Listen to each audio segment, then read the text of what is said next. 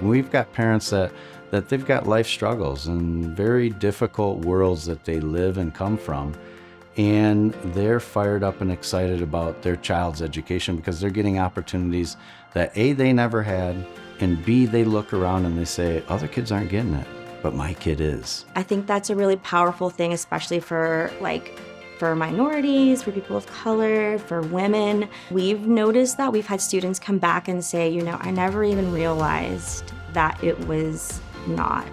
normal for me to be interested in these topics, not normal for me to have experience coding in middle school. It gives every kid the opportunity to see themselves as something beyond what the stereotype or the box is telling them to be. We have a very high free and reduced population, a very high Hispanic population, and then you throw in the fact that half of our kids are girls, and you have a bunch of people who are underrepresented in STEM fields, and they're seeing themselves as somebody who's going to step in and research something or invent something or a mechanical engineer, when the box tells them, well, you're going to be a hair cutter,